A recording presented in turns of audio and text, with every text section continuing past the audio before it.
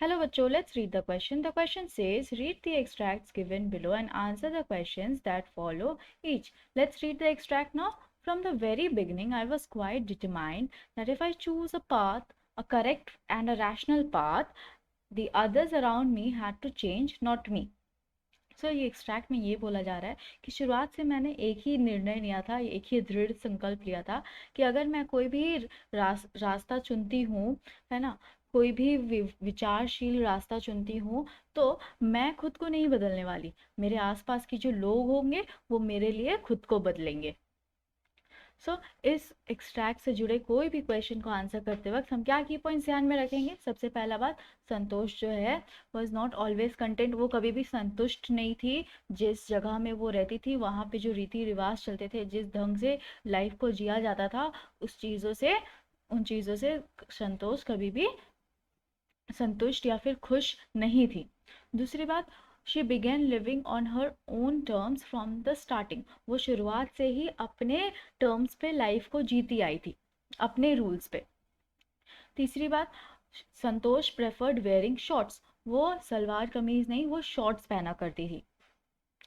And last point, she always choose a rational path and wanted others around him to change, और वो हमेशा कैसा राह चुनती थी? एक विवेकशील, है ना, या समझदार वाले रास्ता चुनती थी, और वो चाहती थी कि मेरे आसपास वाले लोग जो है वो मेरे इस पाथ, जो रास्ता मैंने चुना है, हर एक स्टेप में जा करके वो उन लोग इन्फ्लुएंस होकर के, मेरे आसपास के लोग खुद को चेंज करे, अडाप्ट करे उस चीज़ों को, और मैं खुद को नहीं चेंज करूँ। तो आइए देखते हैं सबसे पहला क्वेश्चन क्या दिया गया है। हु स्पीक्स दीज वर्ड्स, कौन ये वर्ड्स बोल रहा है? संतोष यादव, जो कि एक ग्रेट माउंटेनियर है, वो ये वर्ड्स बोल रही है। What was her approach towards making choices, तो उनका चॉइसेस का किसी चीज़ को चूज करने का किस तरह का अप्रोच था, उनके चॉइसेस का अप्रोच कैसा था, मेथड कैसा था?